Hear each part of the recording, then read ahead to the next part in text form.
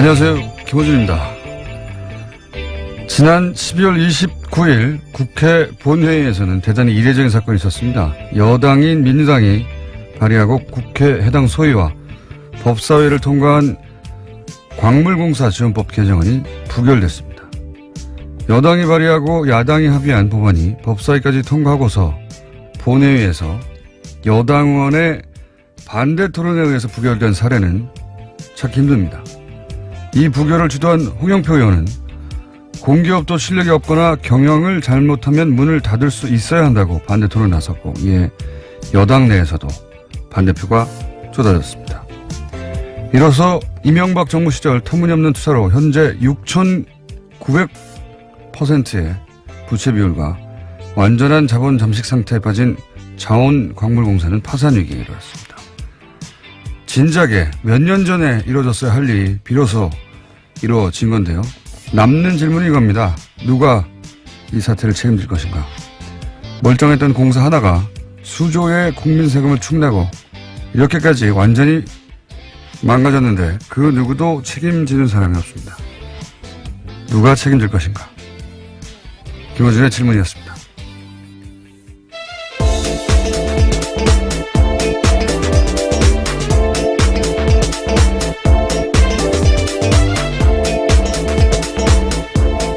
시사인의 김은지입니다. 네. 이거 제가 없었던 한 주간 벌어진 일이라 제가 좀 뒤늦게 챙깁니다. 예. 이 부결은 굉장히 역사적으로 의미가 있거든요.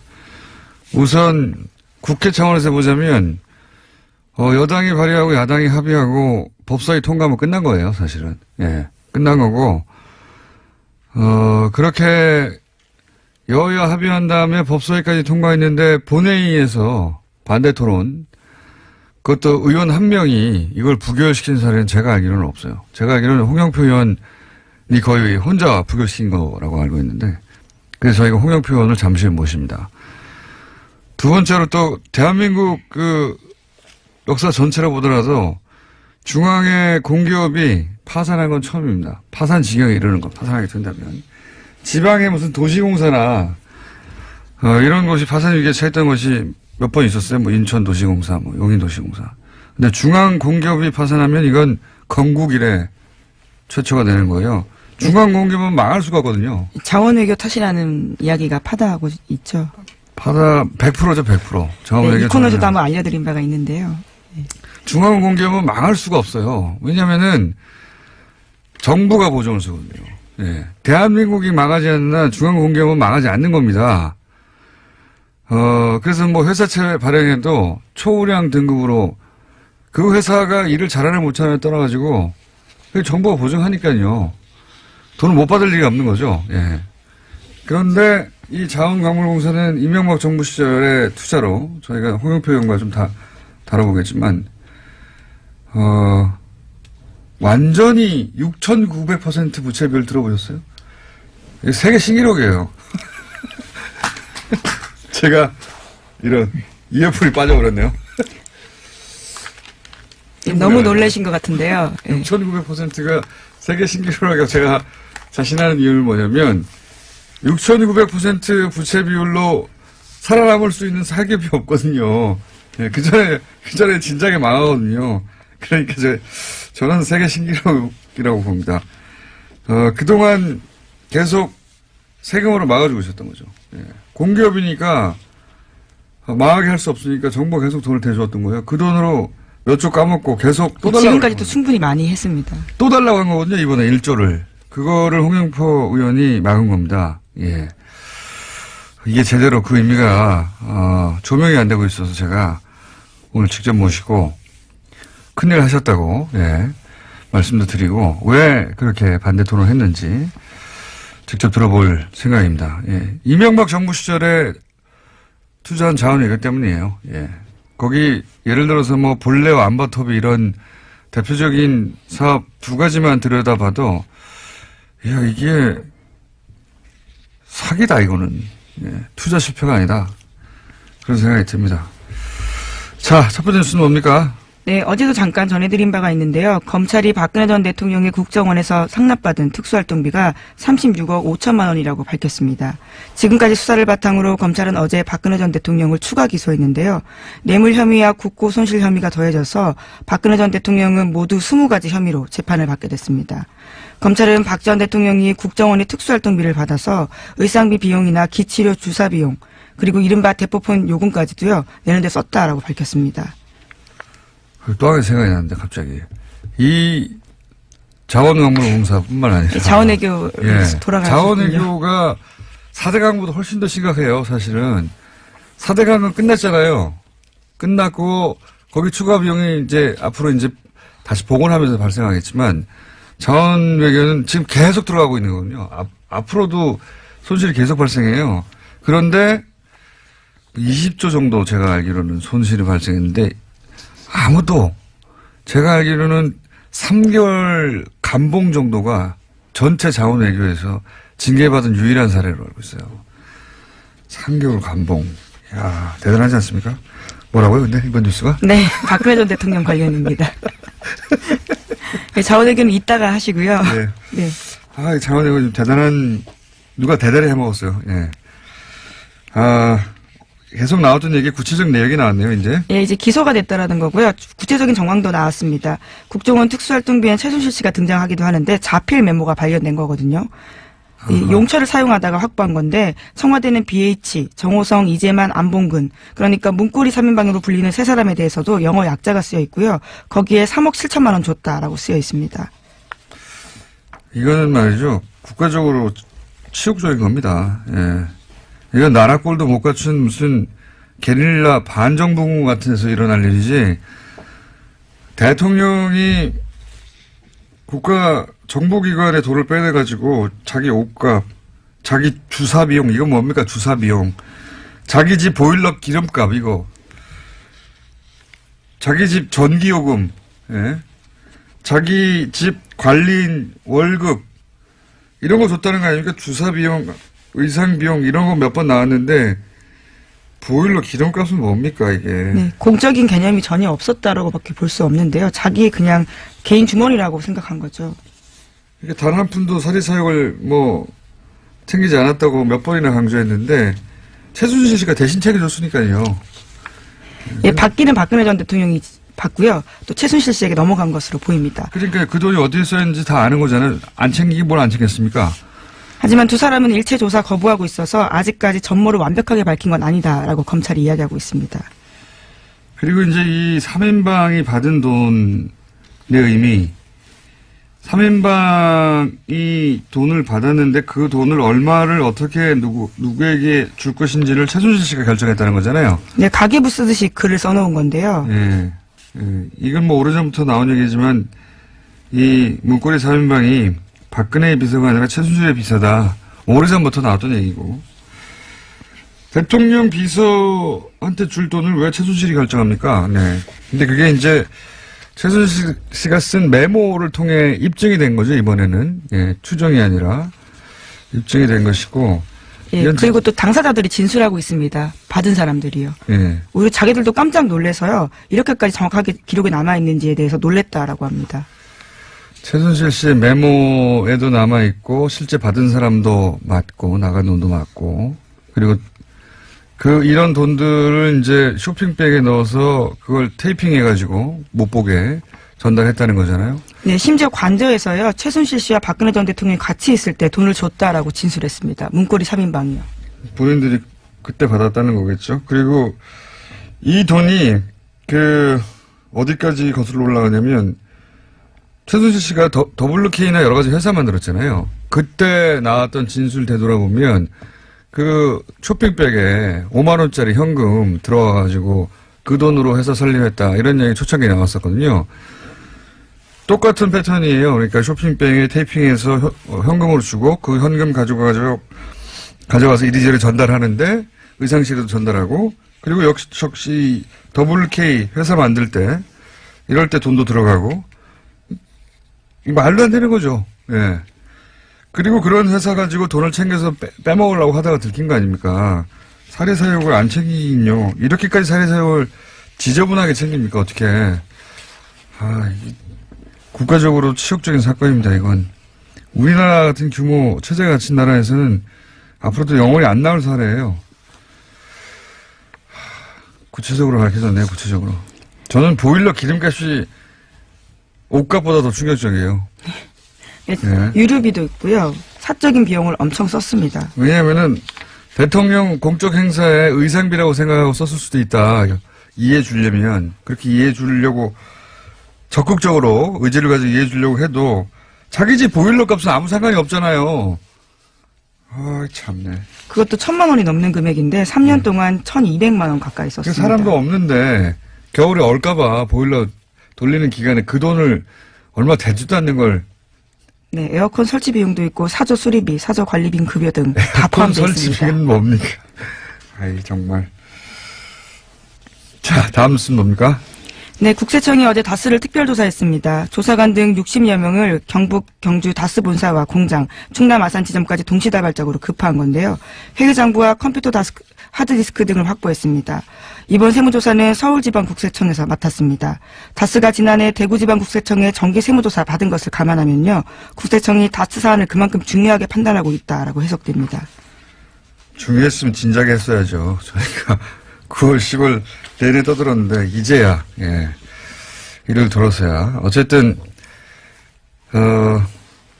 비자금 찾아내는 데는 뭐 국세청이 제일 선수니까요. 요 사안은 저희가 3부에서 전직 국세청장 아닙니까? 네. 직접 얘기 들어보겠습니다. 이 관련해서는 전문가들이 저희 뉴스 공장에 쫙 배치되어 있습니다, 이미. 네. 자, 이 뉴스는 그때 해설해서 자세히 들어보기로 하고요. 다음 뉴스는요? 네, 문재인 대통령과 도널드 트럼프 미국 대통령이 어젯밤 평창 겨울올림픽 기간 동안에 한미연합 군사훈련 하지 않기로 합의했습니다. 잠깐만요. 그 전에 이 세무조사를 했는데 이 세무조사를 했다보다 저는 더 중요한 뉴스가 뭐냐면 세무조사 직전에 격리 직원이 빠져나갔다는 거죠. 네, 어제 SBS 단독 보도인데요. 이따가 이야기하신다고 해서 이 부분을 빼놓고 넘어갔는데 그러면 말씀을 드리겠습니다.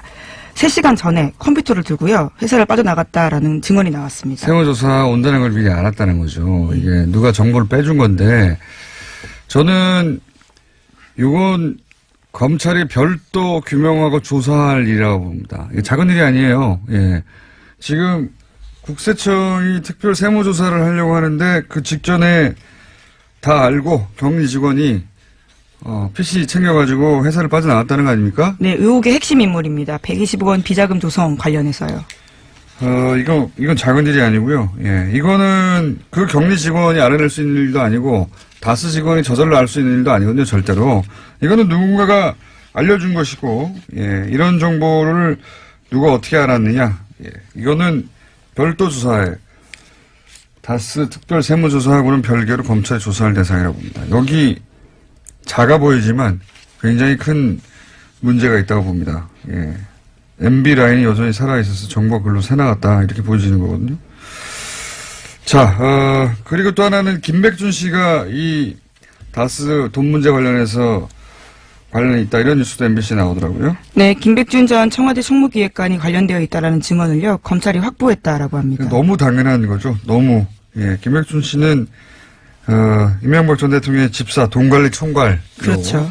하루 이틀이 아니라 한 20여 년 이상 했던 분이고 당연한 것인데 이제 당연한 것들이 이제 보도되기 시작했습니다. 네, 최동영 전 다스 격리팀장 인터뷰 내용인데 영어로 써서 공문 양식에다가 그거를 김백준 씨한테 사전허가 받았다라고 합니다. 140억 돌려받을 때 업무의 총괄을 이제 김재수 LA 총영사나 청와대 내 민정수석실 모 행정관 이런 분들이 서류를 작성하거나 실무를 했지 않습니까? 근데 그게 이제 김백준 씨라고는 당시 청와대 총무기획관, 청와대 살림을 총괄하는 사람이죠.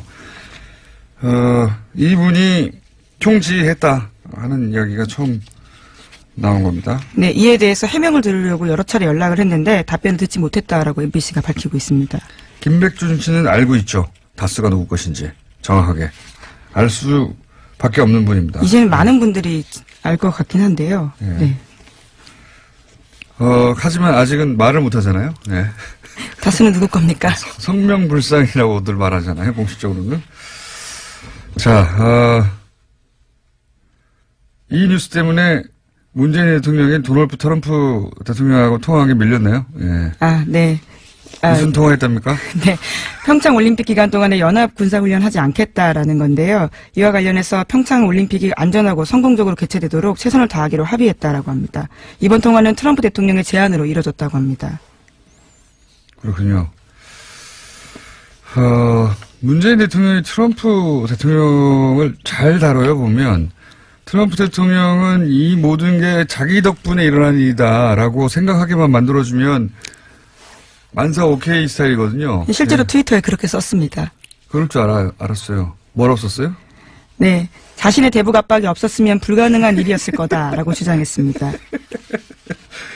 그러니까요. 트럼프 대통령을 다루는 방법은 이겁니다. 이게 다 당신 덕분이다. 네, 그러니까 우리가 잘 이 일을 할 수 있도록 도와달라 그러면 오케이가 돼요. 네. 그러고 나서 자기가 트럼프 대통령은 자기가 트윗에 자랑할 거리가 생긴 거거든요. 즉시 자랑하고 또 역시 자랑했군요. 네. 자기 덕분에 남북 대화 조짐이 보인다 이런 건가요? 네, 그렇죠. 그러면서요. 지금처럼 북한과 남한 사이에 대화 회담이 이루어지는 게 가능했을 거라고 믿는 사람이 과거엔 없었지만 자기가 이뤘다라는 식의 이야기를 한 겁니다. 미국의 모든 힘을 쓸 의지를 보여줬다. 그렇기 때문에 이뤄졌다라는 거죠. 자기 때문에 굉장히 늦어졌죠, 실제로는. 늦어졌지만, 어쨌든, 이렇게 생각하라고 하세요. 이렇게 생각하고, 본인은 트윗거리 하나 얻고, 예. 저희는 이제, 이 긴장 모드를 좀 풀면, 트윗 하나 주고, 우리는 이런 걸 얻으면 얼마나 좋습니까? 예. 문재인 대통령 스타일하고 트럼프 대통령 스타일하고 묘하게 일을 풀어나가는데 어울립니다. 예. 묘하게. 하지만 앞선 트위터 내용들은 미국 내에서 굉장히 날선 비판받았는데요. 김정은의 핵단추보다 자신의 핵단추가 더 크다라는 내용을 썼습니다. 이에 대해서 미국 내에서는요. 정신건강 문제 이야기까지 나왔습니다. 이게 정말 유치한 트윗이거든요. 그러니까 핵단추 발언을 김정은 친년사에서 했지 않습니까? 네, 그렇죠. 자신 책상 위에 핵단추가 항상 있다 이런 이야기 했습니다. 그런 얘기를 하자 바로 내 핵단추는 더 크다고 그랬던가요? 크고 강력하다. 예. 네. 이거 정말 유치한 트윗이고 왜 미국의 그 기자들이 이걸 문제 삼았냐면 수컷들이 내게 더 커. 이렇게 원초적으로 이제 서로 다투는 수준의 그런 수준의 내용을 읽히는 트윗이었거든요. 실제로 워싱턴 포스트가 그러한 지적들을 했습니다. 저도 그 트윗 봤는데 진짜 유치하다. 짝이 없다 생각했었는데 이제 이걸 가지고 기자들이 문제 삼은 거죠. 이 정도 되면 트럼프 대통령 정신건강을 걱정해야 되는 수준 아니냐라고 기자들이 백악관 가서 정례 브리핑 때 물어본 겁니다. 질문을 한 거예요. 정신건강 걱정해야 하는 거 아니냐고. 이게 말이 되냐고. 정신건강 얘기는 저희가 오랫동안 해왔지 않습니까? 예, 앞서가는 주동자. 정신건강 이야기가 나온 거예요. 실제. 제가 알기로는 그리고 트럼프 정신건강에 대한 전문가들의 서적이 나왔잖아요. 그 서적을 편집한, 갑자기 생각이 안 나는 이름이. 성이 린데, 예. 그분, 한국계입니다. 그분이 민주당 의원들하고 만나가지고, 최근에 트럼프의 정신건강에 대해서 논의를 했대요. 예. 트럼프에게 핵단추를 만들어도 되느냐, 정신건강이 어떠냐, 스트레스 지수가 어떻게, 뭐 이런 얘기를 했다고 저는 알고 있습니다. 예. 정신건강을 정말 걱정하는 거죠. 네, 그런데 대통령이 이야기한 자신의 책상 위에 핵버튼이 있다라는 이야기도 가짜뉴스라고 하는데요. CNN 등 미국 언론들의 이야기에 따르면 비유적인 표현이다라고 합니다. 실제로는 가방이 있다라는 거죠. 이거야 영화에 보면 나오잖아요. 가방에 들고 다니는 거. 비유적인 표현이고 가짜뉴스라기보단. 예, 빨간 버튼은 콜라 부를 때 누르는 거라고 합니다. 콜라 우출용이라고요. 미국의 다수 언론들이 전하고 있습니다. 그래서 백악관 책상에 빨간 버튼이 있긴 있습니다. 그걸 누르면 콜라가 온다는 거예요. 예, 직원들이 콜라 들고 왔다라면서요. 작년 언론과 인터뷰 도중에도 그러한 바가 있다고 합니다. 네. 미국 언론들도 트럼프를 대통령으로 쓰다 보니까 뉴스의 수준들이 그렇게 되어가네요. 어쨌든 트럼프 대통령으로부터 어쨌든 그 군사훈련을 연기하는 것에 대해서 100% 지지한다는 발언을 끌어냈으니까 보수 진영에서 어떻게 합니까? 이것도 큰일 났네요. 공격거리가 사라져가지고. 자, 시간이 다 됐네요. 네. 오늘 좀 두서없이 진행됐습니다. 제가 사실 자원외교에 너무 꽂혀 계셔서요. 그죠. 오래전부터 예. 관심이 있었던 사안이거든요. 그리고 영화도 만들었잖아요. 예, 실제로 홍 의원은 배우이기도 하다고 들었습니다. 그분은 홍익표 의원이고요. 아, 죄송합니다. 예, 네, 예. 영화 저수지 게임에 나왔던. 예, 예. 그리고 오늘 나오실 분은 홍영표 의원으로서, 예. 홍영표 의원은 자원외교 관한, 예, 국회 최고 전문가 중에 한 분입니다. 몇 년 전부터 독학하시어서 깨우친 바가 큰데, 자, 그 내용은 저희가 잠시 후에 듣겠습니다. 오늘 여기까지 하겠습니다. 네, 시사인 김은지였습니다. 감사합니다. 네.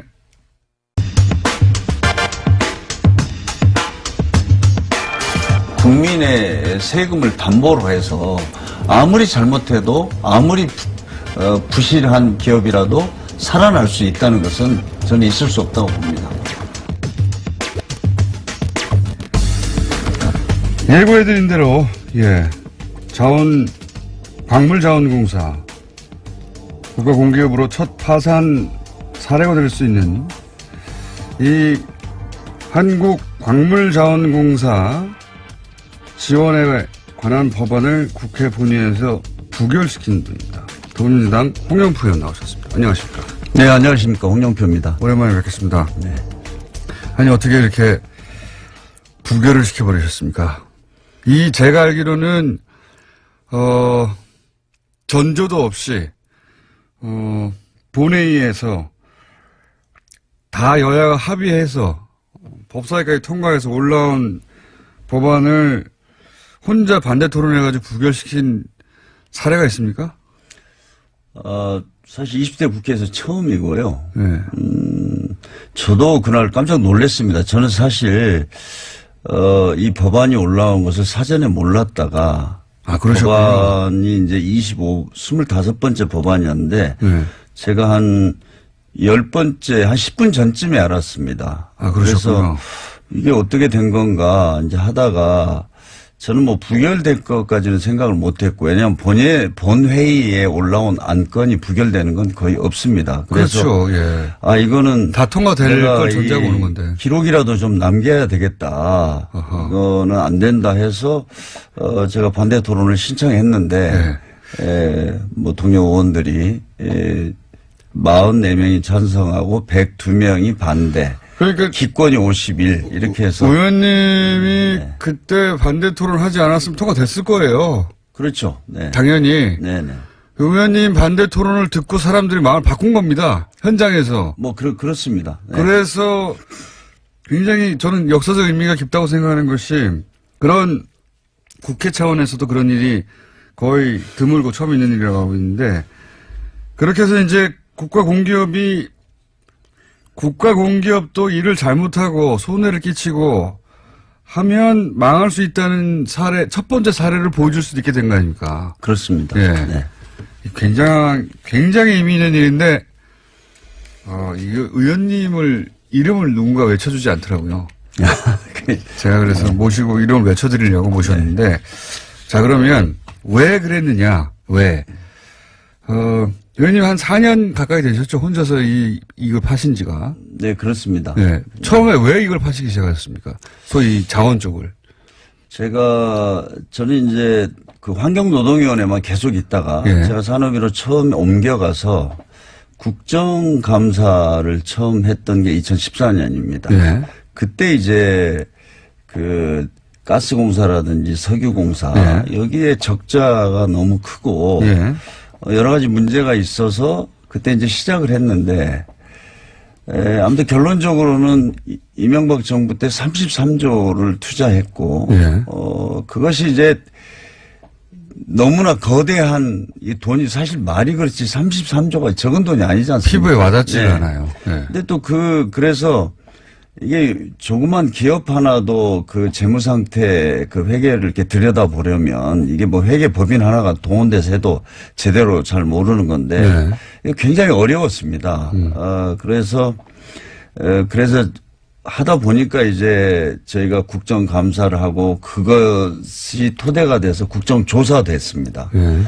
그런데 진상을 제대로 밝히지 못했죠. 철저하게 박근혜 정부에서는 이걸 은폐하고 축소하는 33조 투자해서 의원님이 지금 아시기로 손실이 난 게 확정된 게 대략 얼마입니까? 이제 장부상으로 재무제표상으로 확정된 손실이 13조 3천억입니다. 13조. 그건 아주 공식적인 거고요. 네. 그 외에 금융비용이라든지 이자 비용 뭐 같은 거. 나머지 여러 가지를 고려했을 때 네. 제가 볼 때는 최소 20조로 보고 있습니다. 20조요. 네.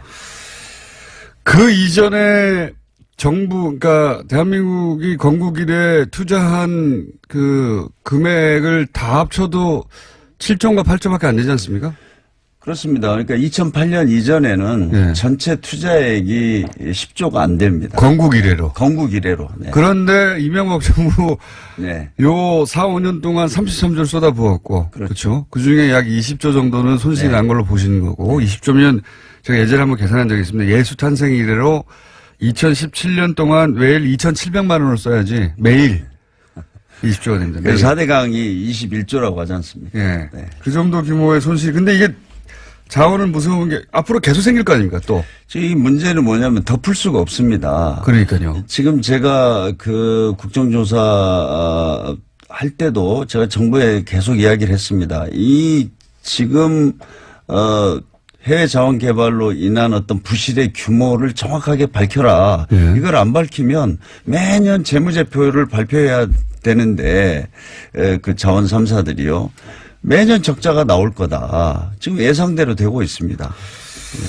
자, 그중에서 구체적으로 이제 한국광물자원공사 같은 경우에 가스나 석유도 다 나쁩니다만은 광물자원공사 같은 경우에 부채 비율이 6,900%가 그렇지 않습니까? 6,900%입니다. 세계 신기록이라고 제가 말했었는데. 그렇죠. 6,900% 부채율을 가지고 지금 존재할 수 있는 회사는 지구상에 저는 없다고 생각합니다. 그러니까요. 그 전에 망했죠.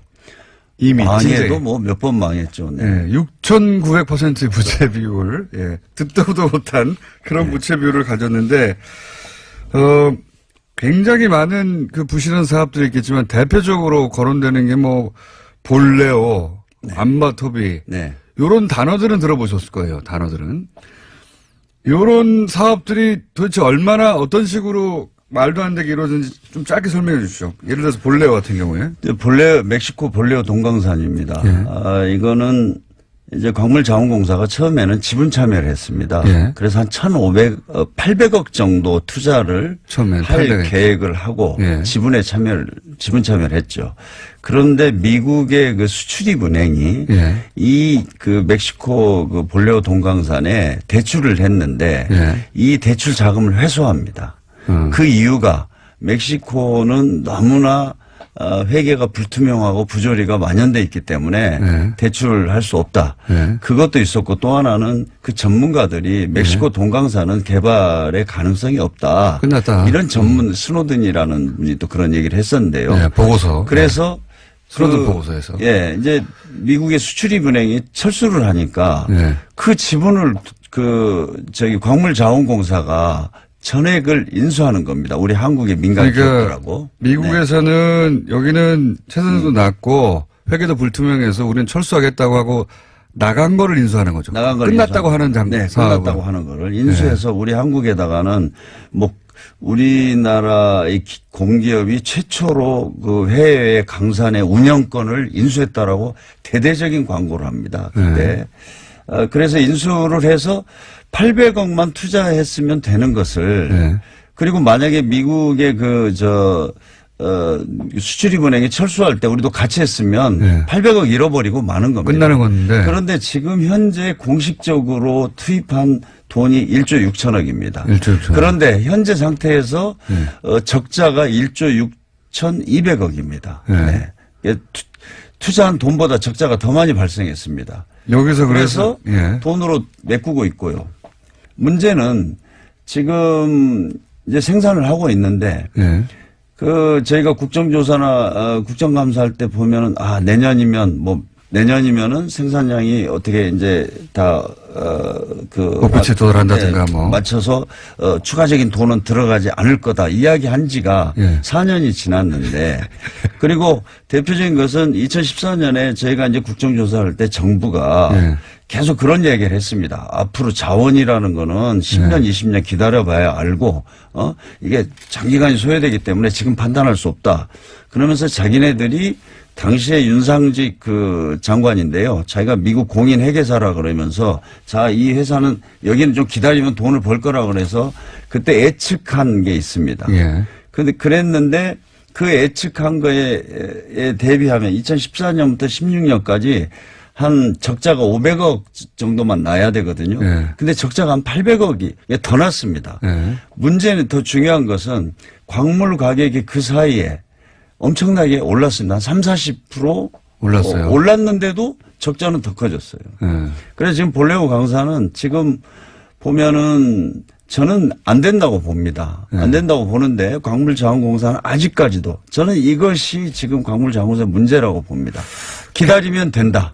이렇게 이야기를 하고 있는데. 그거밖에 없는 거죠. 그 말밖에 할 게. 매년 지금 추가적으로 우리 국민의 세금들을 멕시코 동강산에다 갖다 지금 집어넣고 있습니다. 안바토비는 어떻습니까?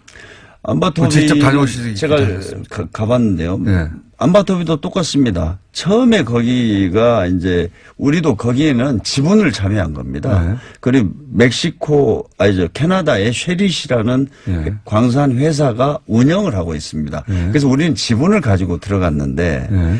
멕시코 캐나다의 쉐릿 그 운영사가 네. 돈이 없어요. 네. 그러니까 처음에는 한 3조 정도의 총 투자금이 든다고 해서 우리가 지분 참여를 했는데 네. 그게 9조가 됐습니다, 지금. 구조가 됐어요. 그 사이에 우리도 따라서 돈을 계속 넣다 보니까 네.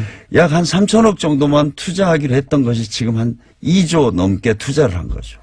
그러면서도 지금 한 푼도 못 건지고 오히려 자, 우리 그 캐나다의 쉐리사가 참 우리 운영 자금이 없어. 돈 내놔. 안 되면 우리 파산할 거야.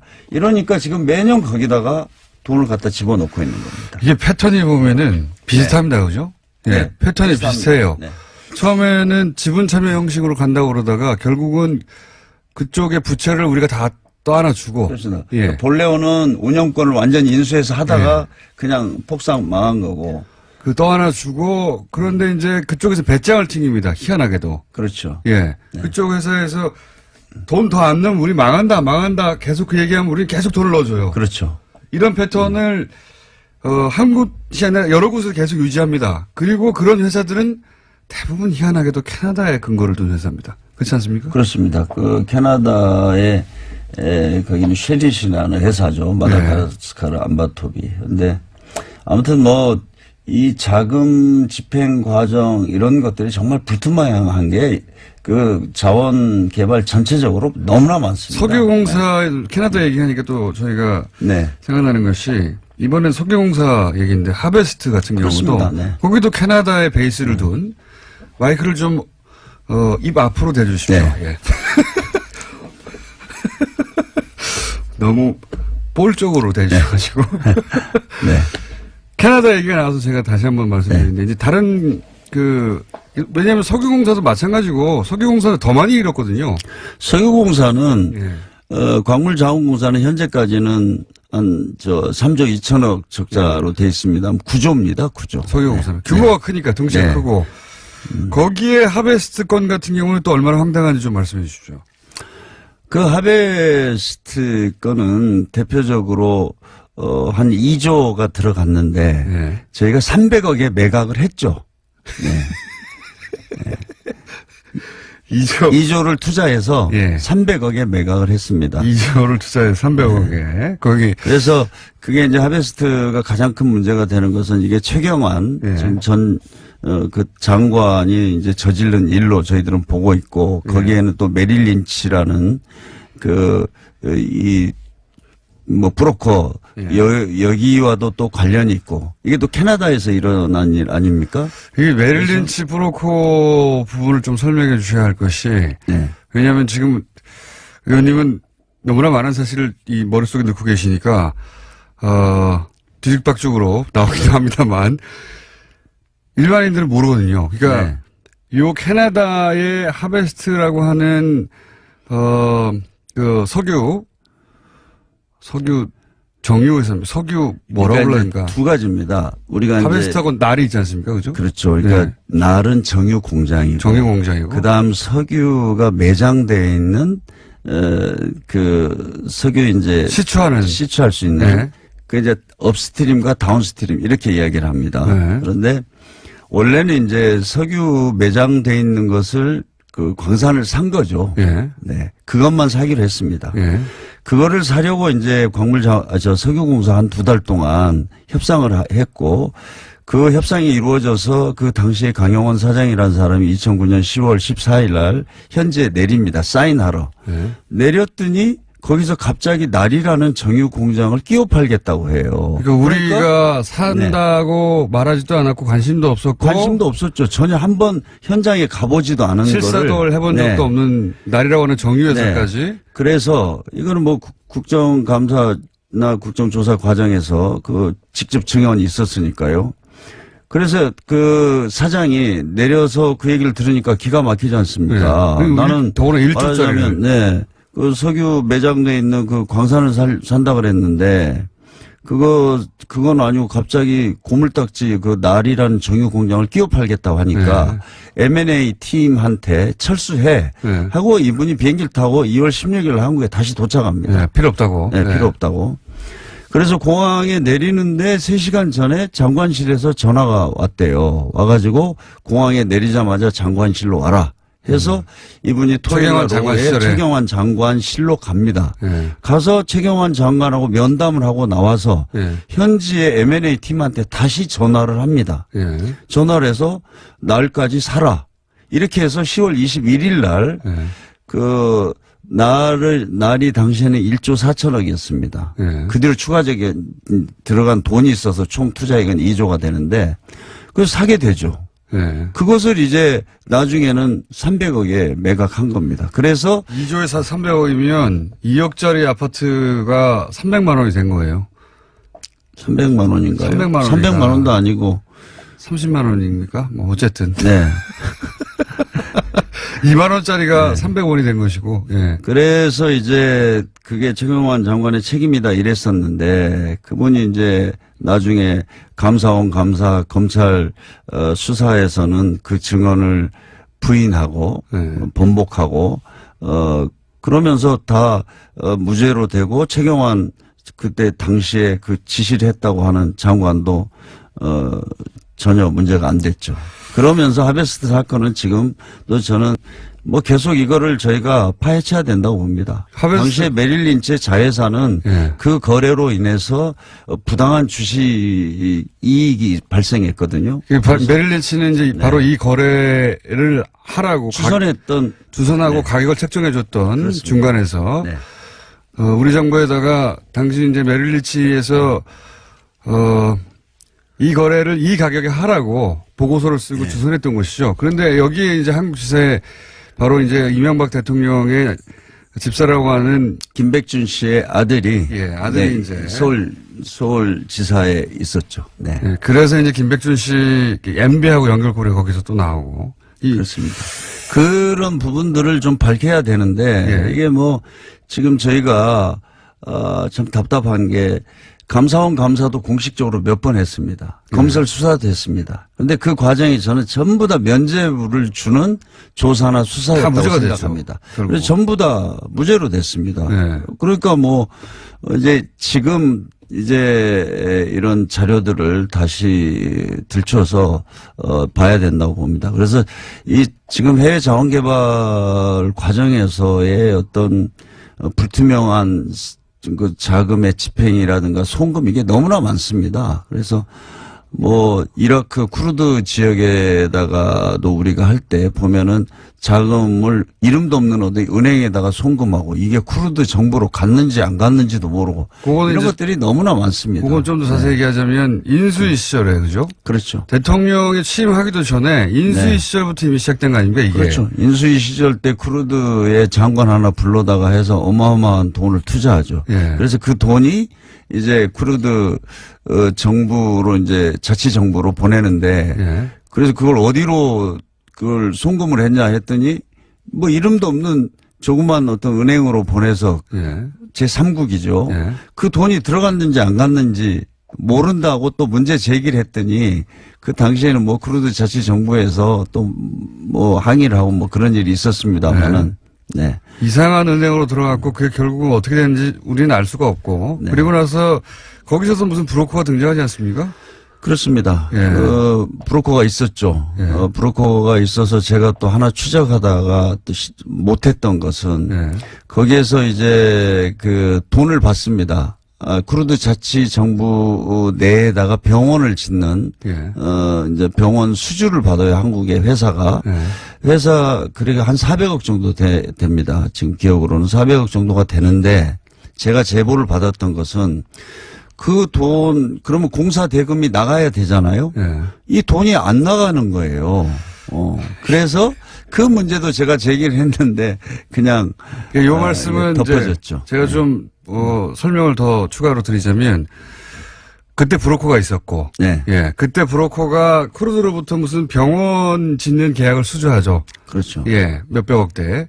그러면은 요 몇백억대의 돈이 지급이 돼야 되지 않습니까? 한국으로? 네. 예. 지급해야 되는데 송금이 됐죠. 예. 근데 실제 그 병원은 쿠르드가 직접 짓고 제가 이제 그때 국정조사차 거기를 두바이 갔더니 예. 가서 물어봤어요. 예. 저는 가보려고 했습니다. 그 현장을. 예. 그때 병원은 뭐 위험해서 못 간다. 그래서 거기 현장은 못 갔는데 병원은 지었다. 누가 지었냐. 그쪽에 주정부가 지었다는 거예요. 그러니까요. 그러니까 그리고 중간에 커미션이 사라진 거죠. 그리고 제가 제보 네. 받은 것은 그 회사가 그 쿠르드 정부로부터 받은 돈은 예. 계좌에 계속 있다는 거예요. 그 회사에 근무했던 사람이 저한테 제보를 해줬는데 뭐 그런 거를 참 밝히지 못해서 너무나 안타깝습니다. 그러니까 이제 요 말씀은 뭔가 건설로 퉁쳐가지고 커미션을 받아간 의심되는 정황인 거죠. 저는 예. 그렇게 추정을 했습니다. 예, 그렇게 추정될 수밖에 없는. 네. 예. 공사 대금으로 준다고 줘놓고 실제로는 네. 자기들이 짓고. 네. 근데 그 대금은 그러면 안 쓰이고 남는데 그럼 무슨 대가냐 이 돈이. 그게 이제 중간에 빼돌린 커미션이 아니겠는가. 그렇죠. 예, 그 회사에 그렇게. 근무했던 분이 뭐 저한테 제보를 했었습니다. 그런 의심되는 상황이고 그 외에도 이제 지금 말씀드린 김백준 씨의 아들이 메릴린치에 한국에서 근무하고 있을 당시에 이런 일들이 벌어졌거든요. 메릴린치에서 날 사라고, 예. 말씀하신 대로 2조에 사서, 300억에 팔았는데, 예. 이거 거래에 이뤄졌을 때 캐나다에서 그런 보도가 나왔어서 한국 사람 미쳤다고. 그렇죠. 예. 이거 왜 사냐고 그래. 네. 캐나다에서 이런 거 사주면 줘야 되는데, 캐나다 뉴스에서 나왔어요. 한국 사람 미쳤다. 이걸 왜 사냐고. 네. 망해가는 회사였기 때문에. 그런 일도 있었고요.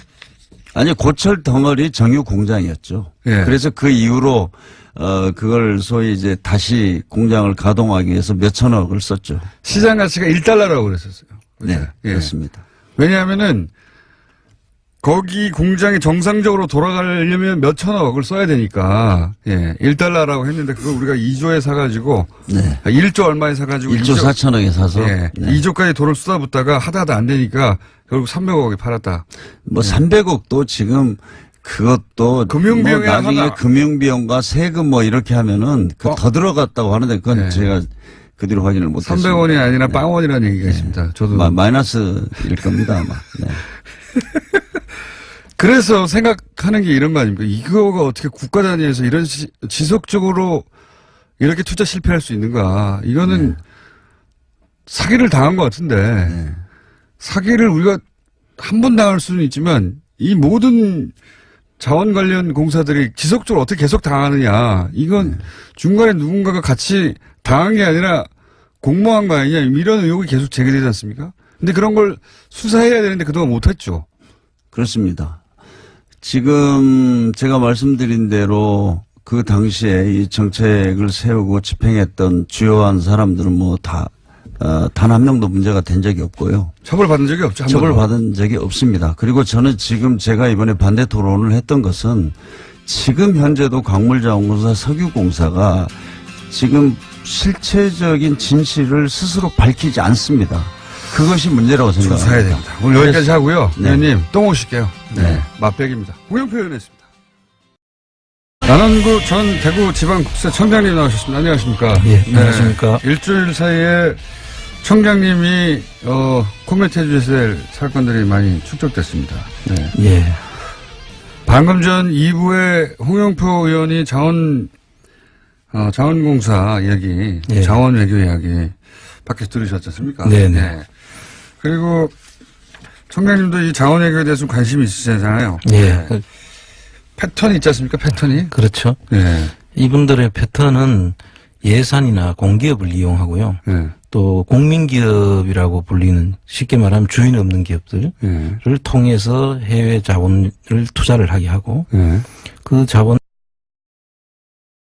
투자된 돈들은 해외에 있는 기업, 외국 기업들하고 보통 합작 형태나 그렇죠. 그냥 중간에 지분 투자 형식으로 들어갔다가 예. 결국 그거를 사고 그 돈 들어간 돈이 계속 들어갈 수밖에 없게 그쪽에서 배짱을 부르게 만드는 거죠. 그렇죠. 그 회사들이 우리가 합작으로 들어가가지고 우리도 파트너인데 예. 그쪽에서 돈이 없다고 그래요. 계속 그러죠. 돈이 없다 그러면 우리가 그 돈을 계속 대줍니다. 그렇습니다. 그런데 이게 이제 해외에서 벌어진 일이다 보니까 우리나라에서 실사가 안 돼요.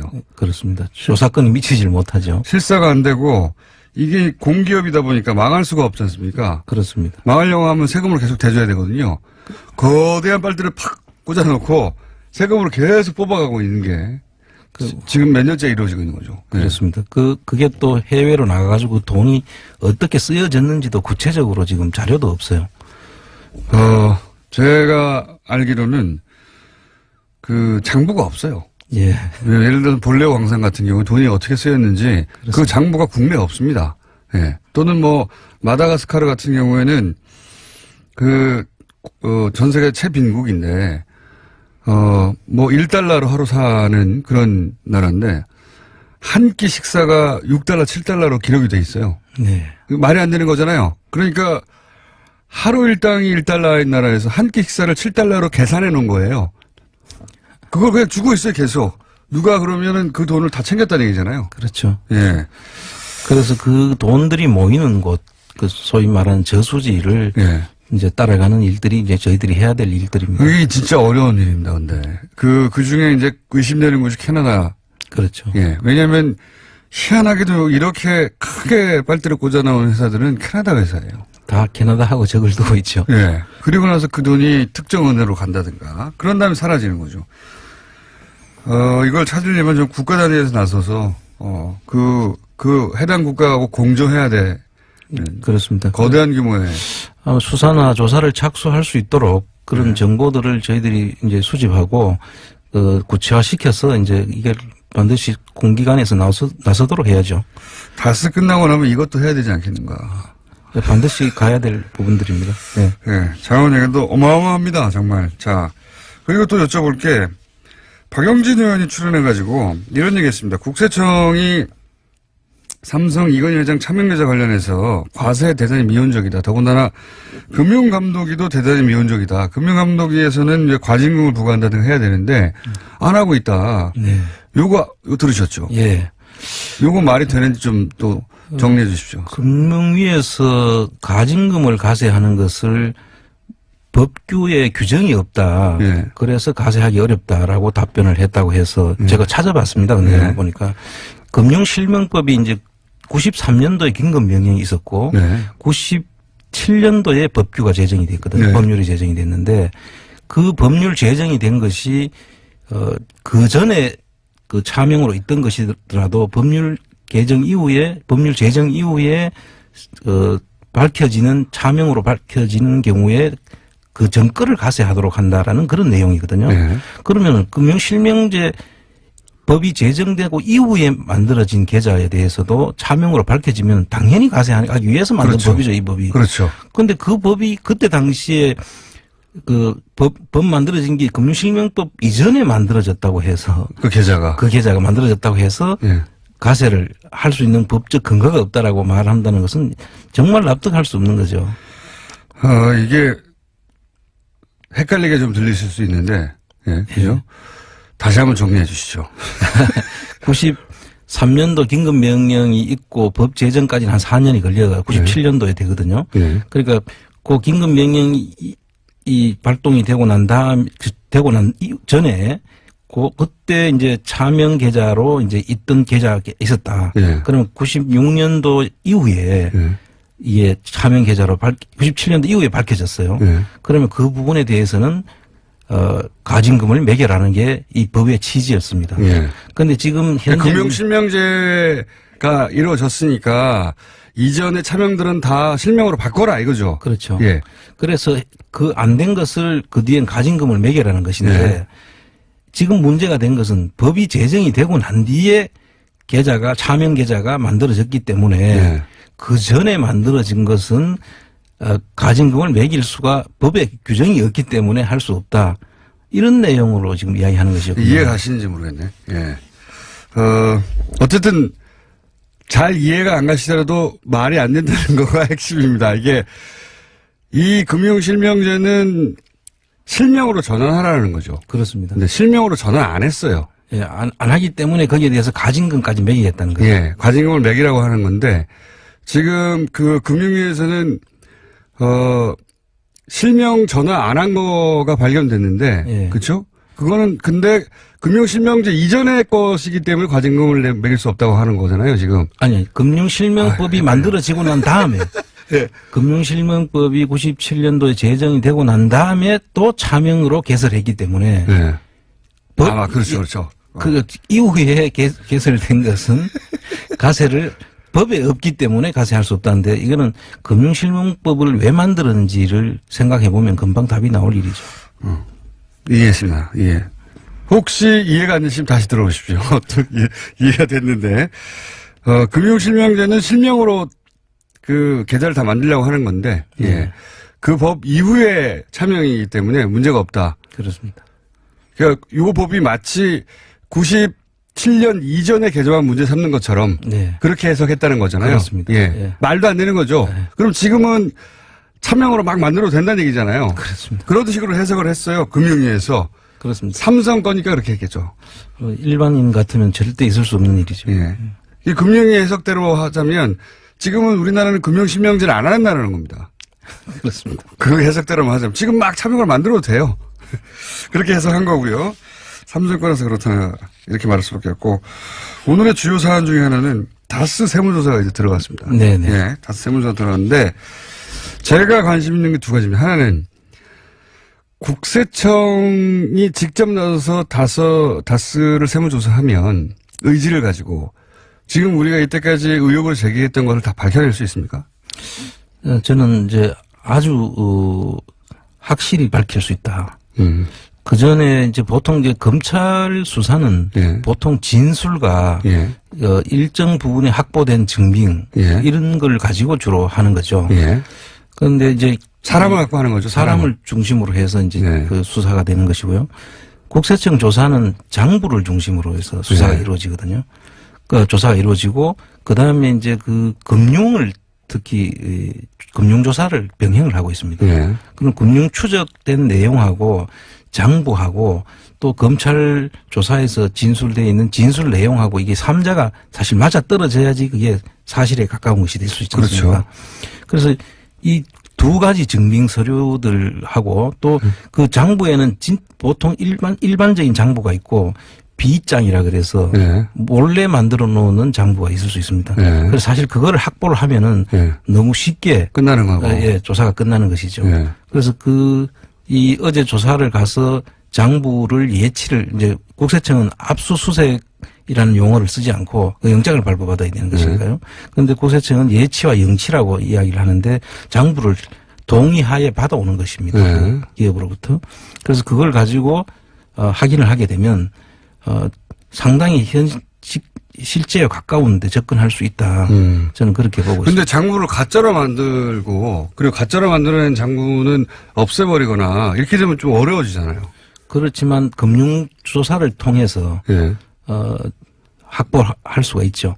그래서 장부는 전부 다 금융 흐름을 뒷받침하고 있지 않습니까? 그렇죠. 그래서 은행 거래라든가. 예, 그 모든 장부하고 그 흐름이 같아야 되니까. 어. 그리고 세금 계산서라든지 모든 게 이제 다 만들어. 어딘가에 구멍이 생기게 돼 있다는 거죠. 그렇습니다. 가짜로 만들어. 모든 게 이 사변과 대변이 다 같이 맞아야 되거든요. 그런데 제가 오늘 뉴스 나온 걸 보면 핵심 격리가 3시간 전에 자기 PC하고 들고 사라졌다는 거 아닙니까? 그렇습니다. 이런 일은 국세청 내부에 누군가가 내부자가 이 정보를 유출했다는 거 아닙니까? 그렇게 볼 수밖에 없는 정황인데요. 네. 사실 이 특별세무조사에서 이제 현장에 이 특별세무조사를 착수하게 되면 예. 극비하는 거잖아요. 예, 극비합니다. 보통 정기세무조사 같으면 예. 미리 언제 나갑니다. 어떻게 장부들이 뭐가 필요합니다. 이렇게 안내를 하지만 네. 이 특별세무조사를 불시하는 경우에는 전혀 사전에 그게 특별한 알려주지 않는 그게 특별세무조사거든요. 네, 당연히. 근데 3시간 전에 격리 직원이 나와가지고 예. 자기가 쓰던 그 핵심 증언 아닙니까? 그렇겠죠. 비자금을 관리했다고 예. 의심되는 120억을 자기가 개인적으로 횡령했다고. 예. 예, 지금 주목을 받고 있는 그 여직원이 3시간 전에 와서 자기가 쓰던 컴퓨터를 가지고 3시간 전에 이제 조퇴를 하고 사라졌다는 것인데 이거는 사전에 누가 통보가 없으면 절대로 있을 수 없는 일이죠. 국세청에서 나갔다는 얘기죠. 사실 미리 준비를 했다면 이 조사 나오기 한참 전에 예. 그 서류들을 없앨 수가 있었을 텐데 예. 미리 조사 나가기 3시간 전에 나와서 그것만 가지고 사라지고 조퇴를 했다는 것은 특별조사 직전에 누가 알려줬다는 거죠. 누가 알려주지 않고는 도저히 할 수 없는 것이고 이 부분에 대해서는 수사를 의뢰를 해야 된다고 저는 생각합니다. 별도 수사를 해야 되겠죠. 예. 예. 이런 경우는 제가 들어본 적이 없거든요. 국세청 근무하면서. 큰일입니다. 그죠? 예, 이건 굉장히 큰일인 거죠. 아주 큰일이죠. 그래서 지금도 국세청에 아직 수사를 방해하려는 세력이 있거나 예. 아니면은 그쪽하고 연결된 다른 사람이 또 있거나 그러지 않고는 있을 수 없는 내부에서는 일이라고 이 특별 세무조사 같은 경우는 얼마나 은밀하게 합니까? 거의 옆 해당 과에서도 그 당사자들 외에는 일체 사실 알 수가 없죠. 그 국세청 안에 같이 근무를 해도 어디를 나가는지를 알 수가 없어요. 그러니까 특별 세무조사겠죠. 그렇습니다. 예. 근데 이걸 알고 미리 대기하고 있다가 가져갔다는 것은 아주 심각한 문제라고 봐야죠. 적어도 이 특별 세무조사를 하는 팀 안에서 나왔거나 혹은 그 보고 라인에 있는 사람 누군가에서 나갔다는 얘기 아닙니까? 예, 그 사실을 알고 있는 사람 선에서 알려주지 않으면 있을 수 없는 일이죠. 그러면 그 팀 말고 얼마나 많은 사람이 알 수 있습니까? 그 위에 보고 단계로 보자면? 지금 착수한 직원이 한 44명, 45명 정도 된다는 이야기고요. 그 라인상이 있지 않습니까? 네. 그 지휘 라인이 있을 텐데. 지휘 라인이 어떻게 됩니까, 보통은? 이제 조사 사국급은 사국장이 있고 네. 그 위에 조사국장이 알 수 있을 거고요. 네. 그 조사국의 일부 조사 기획을 하는 쪽에서도 알 수 있을 테고. 네. 그다음에 이제 본청장까지 이제 보통 그런 라인을. 그렇게 따져봐야 몇 명 안 되는 거 아닙니까? 그렇습니다. 어쨌든 거기 외에는 알 수 없다는 거죠, 이게. 도저히 알면 안 되는 것이죠. 네. 이거 수사해야 되겠네요. 반드시 수사를 해야 된다고 생각합니다. 검찰의 국세청 라인을 수사해봐야 되는 거 아닙니까, 이게. 그렇죠. 아주 말단 직원이 그걸 어떻게 합니까? 말단 그러면? 직원. 경주에 있는 말단 직원이, 그것도. 그렇죠. 그것도 딱 3시간 전에 와서 네. 그것만 들고 조퇴를 했다는 것은. 말도 안 되는 거죠, 네. 사실. 이거 별도의 수사 사항이라고 보고. 그렇게 서로 그 격리 직원이 장물을 들고 잠적했다 하더라도 시간이 좀 더 걸릴 뿐 따져서 들어가면 찾아낼 수 있다는 예, 말씀이죠. 결국은 찾아낼 수는 있는데 이 자료들이 있으면 시간 전략이 되는 거죠. 만약에 여기서는 그래서 다스는 예전부터 얘기가 나오길 장물을 제대로 작성 안 하고 수기로 했다. 이런 얘기 예전부터 있었거든요. 예, 그렇습니다. 그렇다 하더라도 잡아낼 수 있습니까?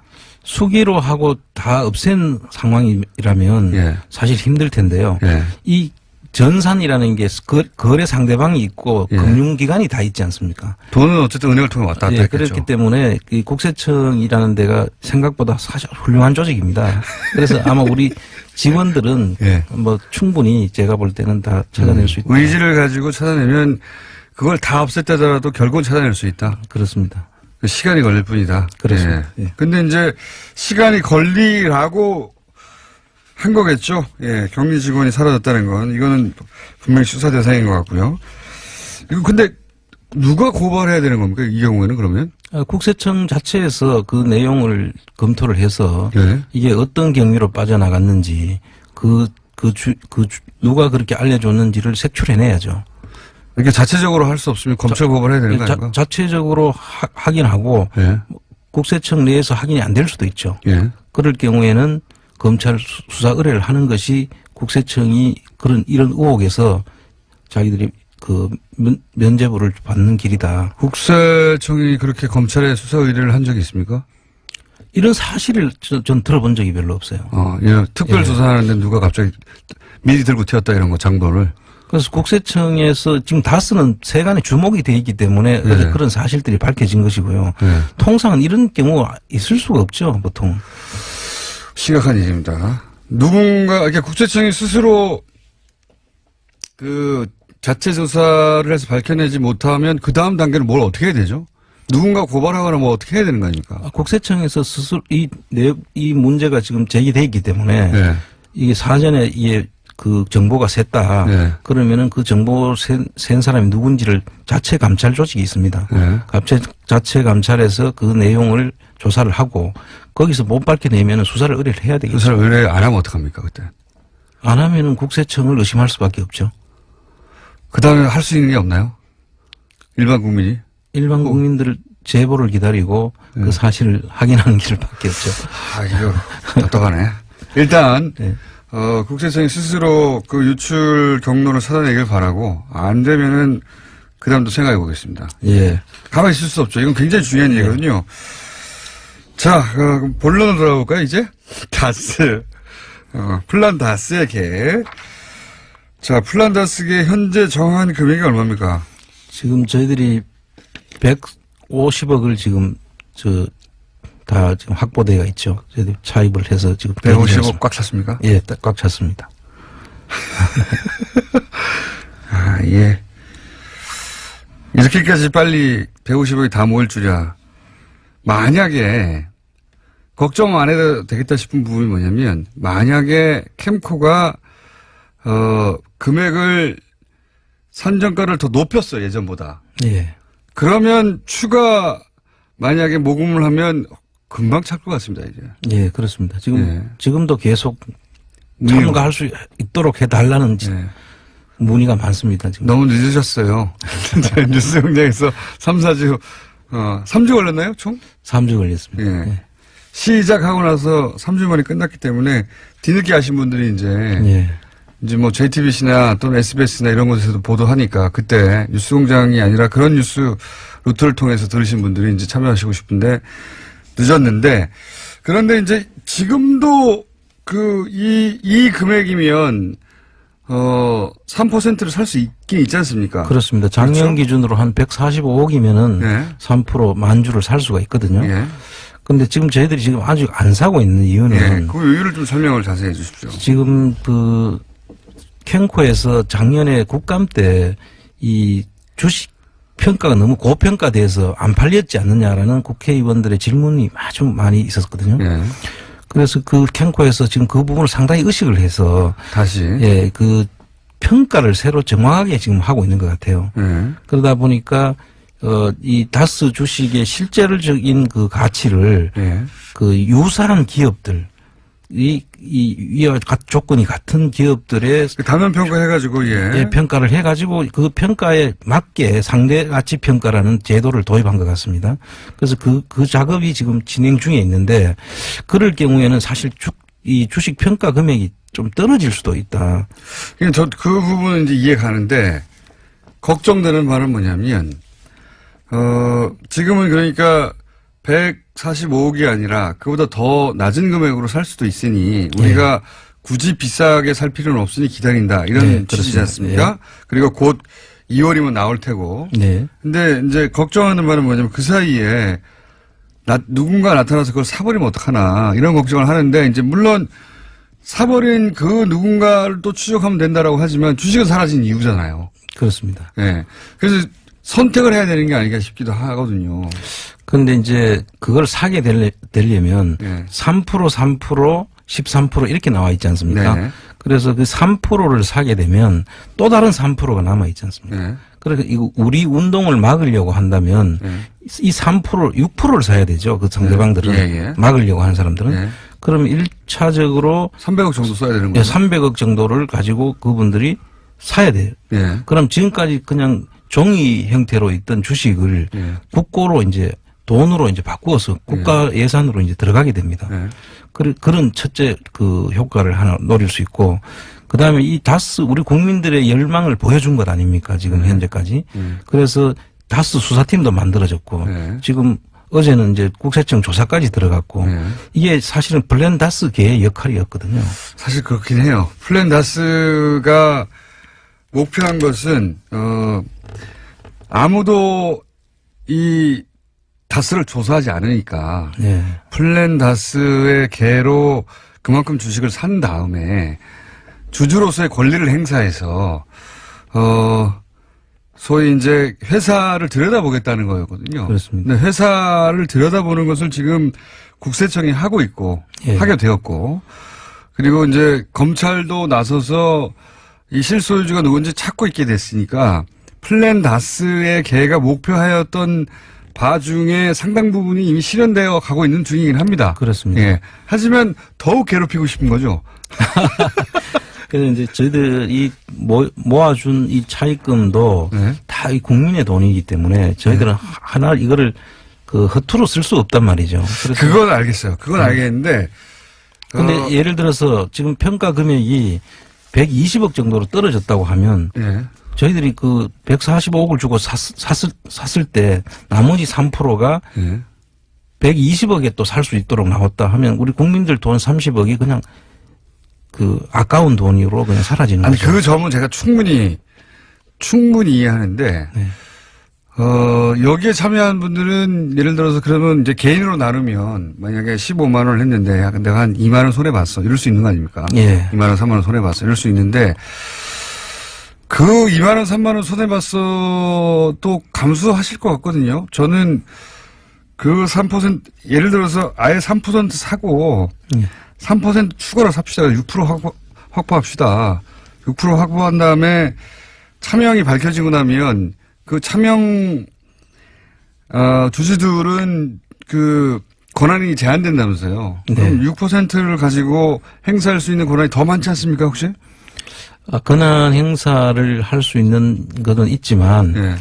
이게 이제 그 사실은 이 소송을 과정을 거쳐야 됩니다. 그 사람들이 내 차명이에요 하고 이렇게 밝혀 나오지는 않지 않습니까? 검찰이 밝히. 검찰과 국세청이 이제 밝혀지면 네. 좀 저희들이 조금 더 갈 수 있겠지만 네. 이거 우리가 주식을 사가지고 실소유주를 밝히는 게 문제지 네. 우리가 실제로 그 경영을 할 일은 아니습니까? 직접 경영하려고 한 건 아니죠. 아니니까. 물론. 네. 그래서 지금 저희들의 목적은 네. 사실 실소유주 밝히는 데 있기 때문에 네. 이거를 우리가 추적해서 막 그 소중한 돈이지 않습니까? 네. 그 돈을 가지고 따라가면서까지 매집을 하거나 경영이나 이런 데 목적이 있으면 우리가 달리 결정을 해야 되지만 저는 제 말은 경영이 아니더라도 경영을 하려고 하는 건 아니었죠. 당연히. 예. 네. 실소유주를 밝히려고 하는 것이죠. 예. 네. 그리고 만약에 차명이 밝혀지고 난다면 권한이 행사되니까 6% 가지고 이 회사의 실체를 정확하게 밝혀내는데 모든 권한을 행사할 수 있다. 네. 이런 취지 아니겠습니까? 지금 검찰하고 국세청이 되어가는 걸 보면 어쩌면 우리가 안 사도 될 수도 있습니다. 그 제대로 빨리 밝혀지면. 그러나 그렇게 생각하시면 안 될 것 같고요. 제가 보기에는. 그러니까 이 금액을 넣은 분들은 이 금액을 다 회수하지 못하고 뭐 몇만 원 손해를 보더라도 그 감수하고 넣으신 분들이거든요. 그러니까 가격을 떨어지길 기다린다는 거는 돈을 아낀다고 생각해서 하시는 건데 그게 아니라 기회를 놓칠까봐 안타까워하는 거거든요. 그런데 이제 그런 네. 측면이 아니라 저희들이 이제 나중에 이거 주식을 환가를 해서 다시 또 돌려줘야 되는 돈이지 않습니까? 그 돈 네. 자체가. 근데 물론 적은 금액으로 다시 돌려받겠다는 그런 의지는 충분히 있다고 저도 생각을 합니다. 그 열망을 보면. 누군가 해먹은 게 아니죠. 이거 그러니까요. 저희는 적극적으로 참여해서 청장님 제가 이제 누구를 대변하냐면 그렇게 답답해하는 분들이 있긴 있거든요. 예. 그분들의 마음을 좀 대변해서 말씀드리는 건데 청장님의 말씀도 충분히 이해합니다. 이해하는데 저는 이 국가기관도 믿어야 되겠지만 국가기관이 다른 데로 새지 못하도록 절대 다른 생각하거나 속도 조절 못하도록 네. 플란다스계가 더 앞서 나가서 그 국가기관들을 압박할 수 있는 중요한 수단이 될 수 있을 것 같으니까 기다리지 말자 이런 생각을 하는 거죠. 예, 그거는 제 타이밍을 한번 또 이 방송 마치고 한번 다시 의논해 보시죠. 예. 그래서 그냥 확 그냥 사서 뭐 개인당 몇만 원씩 손해 보더라도 저는 누구도 항의하지 않을 것 같습니다. 그렇게 해서 그 주식을 가지고 계속 압박하고 예. 예. 이게 얼마나 오랫동안 기다려온 겁니까? 근데 저희들 이 진행을 하는 입장에서는 상당히 여러분들의 돈도 저희들이 소중하기 때문에 많은 지금 고민이 되고 돈을 있습니다. 아끼려고 하지 마시고 목적을 달성하는 데 집중해야 된다. 왜냐하면은 우리가 뭐 사모펀드라면 예, 내 돈 10만 원 중에 3만 원 날려서 이 나쁜 놈 이럴 텐데 그게 아니기 때문에 예. 그렇게 생각 안 하셔도 될 것 같다라고 생각하시는 분들을 제가 지금 대변해서 말씀드린 겁니다. 자, 오늘 여기까지 하는데 마지막으로 항상 말씀드리지만 요 돈은 그 주식을 위해서 쟁여놓은 돈이고 아무도 건들지 않고 있고요. 요 운동을 하시는 국민재산 되찾기 운동본부는 운영자금단으로 아주 돈은 150억이 쌓여있는데 허덕허덕하고 있기 때문에 다음에서 스토리 펀딩 중이니까 좀 참여를 해주시면 감사하겠습니다. 안원구 스토리 펀딩 치시면은 다음에 찾을 수가 있습니다. 네, 그렇습니다. 예. 돈이 없어요, 여기가. 150억을 잔뜩 안고 거지 상태에 있다. 이렇게 하겠습니다. 지금까지 안원구 전 대구지방국세청장이었습니다. 감사합니다. 네, 감사합니다. 불친절한. 오늘 발음 많이 세네요. 불친절한, 이것도 잘 안 되네. 불친절한. 안 친절한 AS. 예. 홍영표 의원 포탈 실검 1위. 그만큼 사실은 자원외교에 관한 사람들이 의구심이 있었는데 자세히 말해주는 사람이 없었다는 얘기고 좀 듣다 보니까 너무 화가 나는 거죠. 예. 화가 난다는 분들 많습니다. 저희가 다스 이야기 몇 달간 했는데 자원외교 얘기도 이제 앞으로 계속해 나가겠습니다. 여기 정말 어마어마한 문제가 있거든요. 예. 홍영표 의원 관련한 문자 굉장히 많이 왔고요. 자, 안원구 청장님 요즘 천둥 번개가 필요 없네요. 예. 방송에 너무 적응을 하셔가지고 목소리도 커지고. 예. 예. 안원구 청장님 요새 이제 방송도 여러 군데 나오시고 다른 방송에 나와서 너무 방송을 잘하세요. 예. 방송인 다 되셨어요. 그리고 이제 이런 문자도 많이 오고 있습니다. 예. 내 돈을 다 날려도 좋으니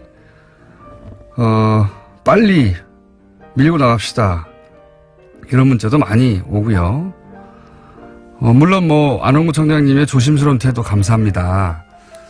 이런 문자도 물론 있습니다. 잘 의논해서 결정하겠다고. 안원구 청장님은 이제 여러분들이 소중하게 모아준 뜻이니까 개인 돈이 아니니까 예, 조심하시는 거죠. 예. 잘 의논해서 결정하겠다고 나가셨고요. 의외로 지금 당장 사자는 문자가 굉장히 많이 오네요. 예. 굉장히 많이 옵니다. 그리고 뉴스공장 다스 관련해서는 뉴스공장에서 돌려놓은 물건들이 많아요. 몇 달 전에. 몇 달 동안 내내 돌려놓은 물건들이 많으니까 제품들 가져가서 JTBC처럼 잘 포장해서 빵빵 터뜨려 주십시오. 저희는 이제 도매상이라고 생각하고 제품이 완전 포장 안 된 상태로 예, 낡아진 상태로 준비되어 있으니 잘 뽑아서 생산해가지고 백화점에 진열해 주시면 좋겠습니다. 여기까지 하겠습니다. 혀준 황교익 선생님 나오셨습니다. 안녕하십니까. 안녕하십니까. 예. 입니다. 본인이 예. 싫어할 수도 있지만 예. 저는 그냥 혀준으로 부르기로. 예. 다른 데서는 다르게 불리시고 여기서는 혀준으로. 뭐 이빨로 먹고 사는 사람 뭐 이런 이야기 하잖아요. 예. 뭐 혀로 먹고 사는 사람. 맞잖아요. 맞는 것 같기도 하고 그래요. 그리고 한 번 들으면 딱 꽂힙니다. 그래요? 예. 예. 그런 얘기 주변에서 안 합니까? 혀준 괜찮다고. 허준 선생님한테 조금 이렇게 허준 선생님은 몰라요. 몇백 년 후에 황교익이라는 자가 혀준이라 불리는구나. 몰라요, 선생님은. 그래도 그 허준 선생님 어디 뭐 유적 뭐 있나?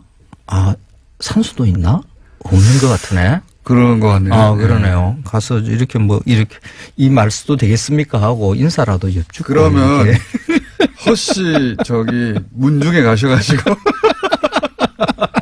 문중에 가셨어. 죄송합니다 앞으로. 근데 허지 혀가 아니지 않습니까? 그 일종의 성폭행이잖아요. 아, 성을 가지고. 성을 가지고 하는 희롱. 희성을 지금 만드세요. 혀씨를. 자, 혀준, 예. 황교익 선생님, 오늘은 뭡니까? 돼지국밥 이야기 하려고 그래요. 돼지국밥? 예, 부산 돼지국밥 춥고. 말씀하시는 예, 그렇습니다. 예. 그 부산 이러면 다 돼지국밥부터 떠올려요. 그래서 부산이 별 게 없어요, 음식이. 그 부산 사람 들으면 기분 나빠합니다. 저도 초등학교까지 부산에서 아. 중학교에 올라왔는데, 네. 네. 부산에 특히 별 게 없습니다. 네. 부산 그 돼지국밥 이야기를 하면서 항상 그 뒤에 붙는 말들이 이렇습니다. 그 한국전쟁 당시에 부산은 그 피난지였잖아요. 네. 그래서 특히 뭐 함경도 이쪽 지역에서 북쪽에서 이렇게 내려오신 분들이 많으세요. 그래 그분들에 의해서 만들어진 음식. 그 있잖아요. 함경도 이러면 뭐 고기를 잘 다루고 돼지고기를 많이 먹고 뭐 이런 것처럼 이렇게 포장돼 있는 게 있어요. 그래서 그분들에 의해서 뭐 순대도 만들어지고 돼지국밥도 만들어지고 냉면도 만들어지고 뭐 이런 식으로 이야기를 합니다.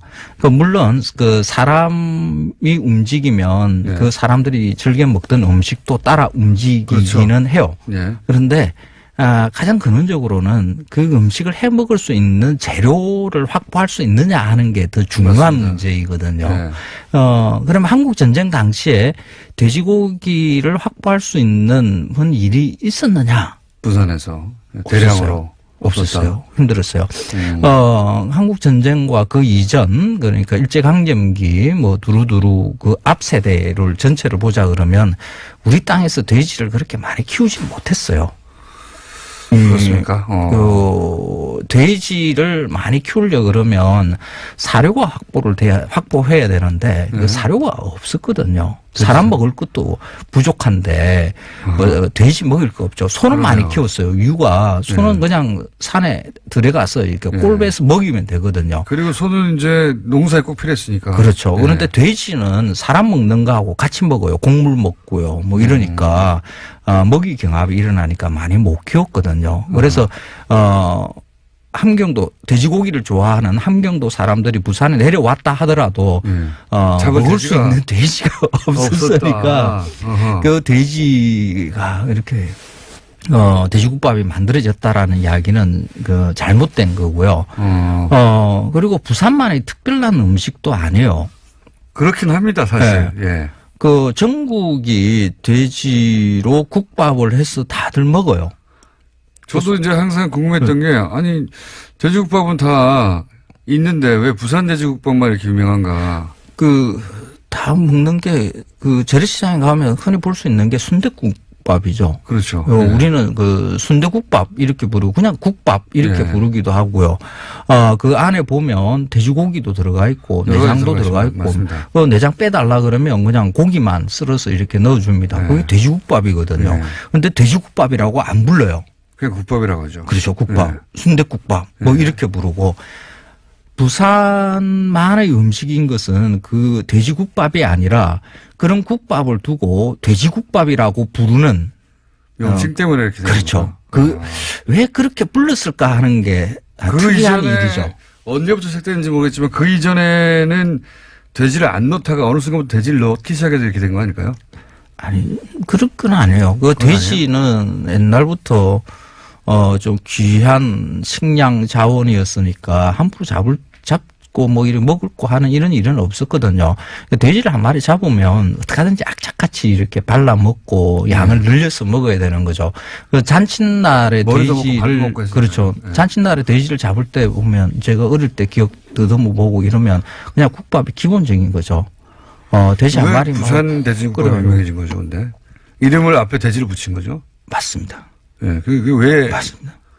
그 원래는 돼지고기 국밥 예. 이라 부르든가 그 전국이 다 쓰는 뭐 순대국밥이라 부르든가 국밥이라고 이렇게 불러야 되는데 부산 사람들은 이상하게 돼지고기에서 고기를 떼버리고 그냥 돼지국밥 이렇게 불렀어요. 그러니까 머릿속에 그 부산 사람이 아닌 다른 지역의 사람들은 돼지국밥 이 말에서 그렇게 맛있다는 그런 느낌을 못 받아요. 돼지국밥. 약간 돼지나 먹는 국밥 같은 느낌인데. 예. 맞습니다. 그래서 와 어떻게 그런 음식을 먹어? 예. 그러니까 우리가 먹고 있으면서도 그 말을 들으면서 어떻게 그런 음식을 먹어 하는 좀 기괴한 음식인 것처럼 이렇게 여기저기 시작하는 거죠. 그래서 부산에 가면 돼지로 국밥을 끓여서 먹는데 우리는 순대국밥을 덜 먹으면서도 그냥 국밥을 먹으면서도 이제 그런 인식이 만들어지는 거죠. 그래서 부산만의 특별한 음식인 것으로 소비자들은, 그러니까 보통 사람들은 인식을 하고 부산에 가면 야 그런 희한한 음식이 있으니까 그러니까 이름 먹어봐야 때문에, 돼. 이름 때문에. 그렇습니다. 그러니까 그 음식이라는 것은 어떤 이름으로 불리는가에 따라서 그 우리 머릿속에서 인식하는 게 조금씩 달라져요. 아, 그건 뭐 음식뿐만 아니라 다른 분야 다 마찬가지입니다. 그렇습니다. 예. 예. 말이 맛을 만든다 그러거든요. 뭐라고 부를 것인가. 예. 그게 굉장히 중요해요. 팔란다스의 개라고 불려가지고 이게 터진 거거든요. 한 번 들으면 다 알잖아요. 플란다스의 맞습니다. 개 확 오니까. 예. 예. 근데 왜 그러면, 그래도 부산의 돼지국밥은. 잠시만요. 예. 허준 선생님 묘지는 파주에 있다고 합니다. 아, 그래요? 예. 한번 다녀오시고 다음 주부터는 마음을 털고 가볍게 혈중으로 부르는 것으로. 그런데요. 또 그까지 또 이야기를 하시고. 허준 박물관은 참고로 농담으로 강서구에 이야기를 있다고 합니다. 둘 다 다녀오십시오. 예. 뭐, 김성태 이분 지역구네요. 안 갑니다. 파주로 갔다 오겠습니다. 그런데 부산 지역의 돼지국밥은 확실히 돼지고기가 많이 들어가요. 네. 그리고 돼지국밥 내는 가게들이 다른 지역의 순대국밥 내는 지역보다 더 많습니다. 그 까닭이, 부산이 돼지고기를 먹을 수 있는 기회가 더 많았어요. 다른 지역보다는. 1960, 70년대에 우리나라가 돼지고기를 일본에 수출하기 위해서 또 일본 대규모 나오네요. 양돈장을 만들고 도축장을 만들고 하는데 그 지역이 김해 지역이 하나 그 양돈단지가 만들어지거든요. 지금도 그 양돈단지의 맥이 쭉 이어져서 지금도 아주 거대한 양돈단지가 형성돼 있어요. 그게 이제 말씀을 쭉 그러니까 작년에도 쭉 이어오면서 일본이 등장했을 때가 대부분 일본이 저렴하게 그 자기들이 좋아하는 거를 공급받는 기지로 우리를 썼지 않습니까? 맞습니다. 중간중간에. 예. 예를 들어서 뭐 아주 지저분해진다든가 그걸 하려고 그러면 아니면 뭐. 이 일은 일제강점기 때부터 그 만들어진 거예요. 기획이 됐었죠. 그러니까 그 제국이라는 것은 식민지의 것을 어떻게 약탈해 가느냐. 가지고 가는가 하는 거거든요. 그래서 일본이 우리 땅에 들어오면서부터 그 우리 땅에 있는 재료들을 갖다 총조사를 해요. 1907년에는 조선수산지라는 것이 만들어지는데 지금 그 조선수산지를 봐도 놀라울 정도예요. 우리 삼면의 바다의 수심들 다 곡선들로 다 만들어져 있고요. 계절별로 무엇이 어떻게 빼먹을까를 알아야 되니까. 그렇죠. 예. 그리고 뭐 지금 우리한테는 식물 도감이 없습니다. 그런데 일제강점기에 벌써 그 일본의 학자들을 동원을 해서 조선반도의 모든 식물들을 총조사를 하고 그 식물 도감으로 만들 수 있는 자료들을 일본이 다 가지고 있어요. 지금도. 우리보다 더 자료를 더 잘 정리를 해가지고 가지고 있다라고 봐야 돼요. 그리고 우리 땅에서 뭐 주산지라고 할 수 있는 여러 가지의 그룹들이 있죠. 뭐 가평에는 뭐 잣나무가 있고 보성에는 차나무가 있고 뭐 어디죠? 남양주 이쪽에는 배밭이 있었고 뭐 하는 이런 것들 집단으로 작물들을 재배하는 것 이런 것들도 일본에 의해서 다 기획이 되는 거죠. 이 땅에는 이걸 심으면 좋겠다. 예. 그 중에 돼지도 일본이 김해 쪽에서 그렇죠. 대량으로 생산해서 이 일이 뽑아갔다. 예. 그 해방되고 난 다음에 완전히 끊어지는 것이 아니라 그 계속 이어지고 있는 거죠. 대신 돈 주고 사간 거죠, 이번에. 그렇죠. 예. 그래서 1960년대 일본이 경제적으로 조금 이제 잘 살기 시작하면서 돼지고기를 넉넉하게 먹기 시작해요. 걔네들 돈가스 좋아하잖아요. 돈가스. 돈가스 때문에. 그렇죠. 이제 그런 돼지고기를 확보를 하려니까 국밥이 우리가 돈가스의 산물은 일본 돈가스의 그렇다고 봐야 되는 거죠. 파생 상품이네, 이게. 다른 지역에서는 그래도 뭐 돼지 머리나 뭐 내장으로 하는 순댓국 이 정도밖에 못 먹었는데 부산은 그래도 이제 그 떨어지는 고기들이 조금 더 많으니까 김해에서 가까운 곳에서 고기가 조금 싸니까 그렇군요. 그래서 고기를 넉넉하게 넣은 해방하고 돼지국밥. 해방이 아니라 이제 그 황해도에서 6.25 때 내려온 거하고 상관이 없군요, 이게. 그렇죠. 예. 뭐 돼지고기 있으면 국 끓이 먹는 것은 전국 팔도에서 다 있는 그런 음식 습관이고요. 제주도에도 있지 않습니까? 부산에서 몽국도 유난히 있고요. 이게 유명하게 되면서 일본에서 기분이 나빠요. 유래를 듣다 보면. 예. 그런데 이제는 조금 기분 안 나빠지기 시작해요, 요즘에는. 그, 일본에 수출되던 것들이, 이제는 우리가 경제력이 조금씩 나아지면서 굳이 뭐 수출할 거 있나? 이게 가격이 이제 우리 국내도 그 소비층이 웬만큼 형성돼 있거든요. 네. 그래서 국내 수요로 이렇게 많이 좀. 뭐 시장이 그랬다는 게 돌리기도 기분이 하지요. 나쁘다는 거죠. 시장이 근데 그랬다는 그 게. 돼지고기 같은 경우에는 조금 지금도 수출 많이 하는데 또 삼겹살은 또 수입 많이 하거든요. 끝났습니다. 그래서 수출을 계속하는 이런 산업 구조를 만들어야 되는 효준 황교익 선생님이었습니다. 구제역 청정 다음 주에 지역을 위해서 뵙겠습니다. 안녕. 이 굉장히 중요한.